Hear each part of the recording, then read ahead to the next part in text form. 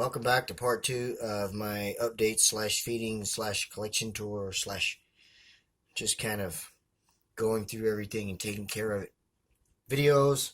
Sorry, the first one was so boring. Now we're going to start with some of my tarantula slings. This one right here I picked up a couple of months ago, about 3 months ago, at the Tarantula Takeover Show in St. Louis. This is my Carabiner Versicolor, which you cannot see, but is hiding right back there behind the webbing. You can see it moving just a little bit. It knows we're talking about it. So I am going to offer it a cricket, and let's see if it will eat for us.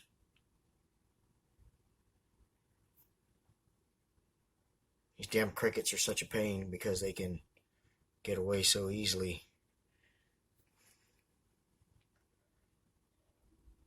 And unfortunately, it's now not moving, and neither is the Versicolor.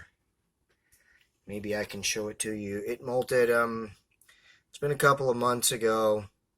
Still got a lot of the sling colorations, but it's really starting to turn beautiful. And it's about 2.5 to 3 inches. Unfortunately, again, we did not get a takedown. So I guess let's move on to the next tarantula. So unfortunately, this is one I don't believe we're going to get to see because it is very skittish and very bashful. In fact, we cannot see it at all down in the enclosure there behind that piece of bark. But this is my Poecilotheria tigrinowasselli, and I can't really update you on last time it molted and things like that because I don't hardly ever see it. And anytime I catch it out, as soon as I touch the enclosure, like all the other pokies I have, it runs around freaking out, like, where do I hide, where do I hide? Finally finds its hide and vanishes. But just for the heck of it, and because I need to feed it, I think I'm going to take a waxworm and drop down in there. I don't know if we'll get to see it, but here's hoping.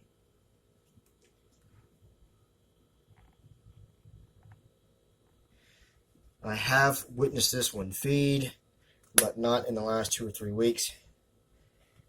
And usually, like what you're seeing here, that's what I see. So, but don't worry, guys, not to fret.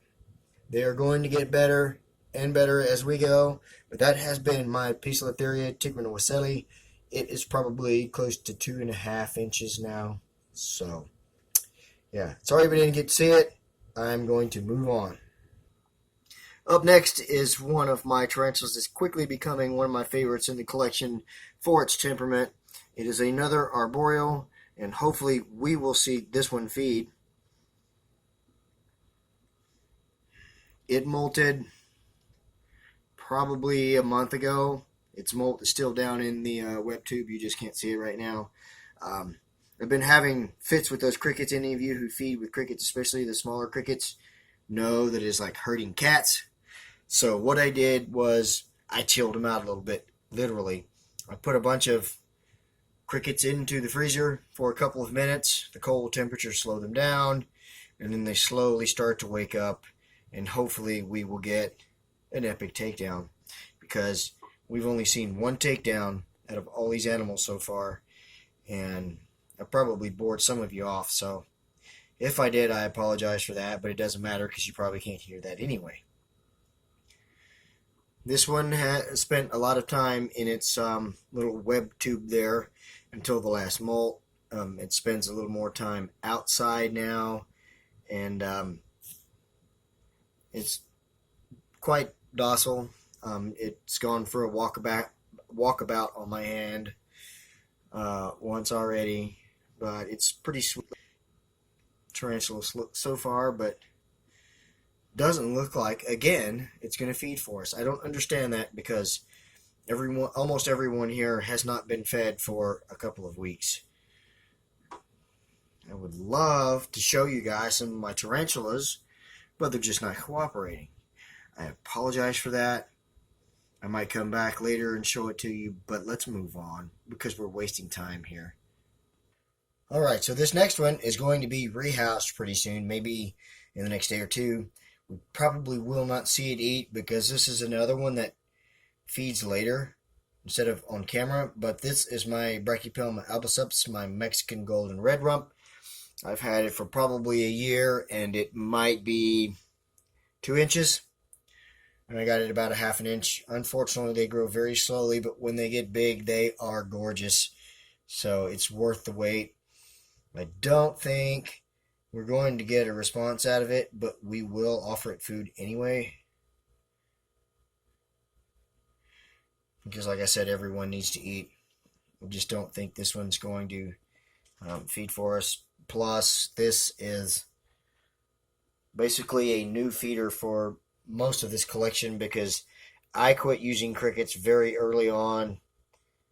And nice takedown. Didn't expect that, but there we go. Finally, some action, guys. I hope you've been waiting around long enough and the wait was worth it because I'm telling you again, it's going to get better. As I was saying, crickets are fairly new for a lot of my collection because I quit using crickets quite early. I could go into a whole nother video about why I don't normally like to use crickets as feeders, but in this case, it worked out. There's one tarantula we've gotten to see feed. I have a feeling that the action's going to start picking up, so don't give up on me yet. Now, I don't know if we'll get a takeout out of this beauty or not. We probably will not. If you did not recognize that brief view, that was my Harpactira pulchripes. Let me see if I can get it to come back out. So like I said, don't know if we will get a takedown or anything out of this one, but at least we'll get a little bit of a look at it. This thing is a beauty. This is my Harpactira pulchripes, juvenile at this point. It's the one I got as a freebie from Pop Friction. Was hoping it was going to be a male so that I could feed it, or breed it, excuse me, not feed it. Breed it to my female Harpactira pulchripes Phoebe. But this thing is starting to look more and more female with the colors and everything. Doesn't really appear like it's in a pre-molt, but I tried to feed this one about a week or so ago, and it rejected the food. There we go. Well, we got a quick view of it, and there is another takedown. Let's move on. Here is another one that has never fed for me on camera, so I'm not even going to try. Plus, it's still got some pinheads in there from when I offered it food a couple of days ago. But this is my Aphonopelma Johnny Cashi, one of my most inactive and slowest growing tarantula slings. But still, it's part of my collection, so it's one of my babies, if you will. It's been a long time since it molted. This thing is probably 1.5 inches, maybe. So they grow really slow. So that's the only crummy thing about them, but that's the way a lot of the North American and the New World species do. There it is, though. My Aphonopelma Johnny Cashi not doing anything. Alright, and so here is one of my pet holes. I'm not sure if we're going to get to see it or not. This is one that I got in a package from Pop Friction. No, take that back. It was a freebie that I got when I got some other tarantulas that I wanted. I got this one as a freebie. This is my Ephebopus murinus. This is the skeleton leg tarantula. And I hardly ever see it now. Since I rehoused it, it has made itself a burrow, and that's where it just kind of stays. Now, most of the time it will stay with its legs up here sticking out of the enclosure, but this is one of those, as soon as you touch the enclosure, it vanishes, and it has not burrowed well enough where we have a window to see where it is. So unfortunately, this one has lived up to its name as a pet hole. Sorry we didn't get to see it. Let's go find something that maybe we can see. So here is another update that is going to be very short. Sorry, guys. Because it is another fossorial that I never see. This is my Orphanacus species blue Panay, or Panay blue, or whatever. Again, I cannot tell you like molts and things like that because it stays underground and I rarely ever see it. It's another one that will stay at the entrance of the burrow, or even sometimes out, but as soon as there's vibration to its enclosure, it's gone. So you just can't really do a whole lot with that.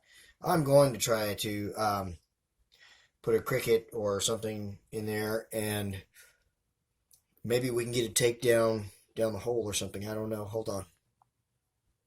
So what I'm going to try to do is just send the cricket down the tarantula's main hole and see if that will work, and it will take the food.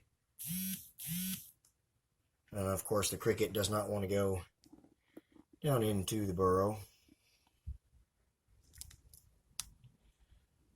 I tell you, these things are such stubborn damn feeders. I really don't like using them. So before it gets out, I'm going to put a cap on it. That was my Orphanicus Penne Blue. Let's move on. Up next is my growing Pamphibedius Platyoma. This one molted about a week and a half ago and has put on some pretty good size with each molt. This guy right here is probably 3 inches. Still showing the sling and juvenile colors. Can't wait to see what it looks like as an adult. Like I said, it molted about a week and a half ago. It should be hungry. Maybe it will give us a takedown. And it does. Finally, some good action. Here we go, guys. What a gorgeous spider. This is one that I got out of the package that I was talking about from Pop Friction, the $100 package. This is one of them that Alexandra sent to me. These guys supposedly get pretty big, so I'm excited about that. But I can't wait to see what its adult colors are going to be like. That will do it for the second part of this whole video that we're doing. I'm sorry if I have bored you, but just promise me, guys, just hang in there because it's going to get better and better, hopefully, as we go along. There is finally another takedown out of my Pamphibedius species Platyoma, or the pink bloom or something like that. Anyway, I don't use common names a lot. Hey, hope you enjoyed this video. If you did, let me know with a thumbs up and a comment. Blah, blah, blah. Be looking for more feeding coming up soon.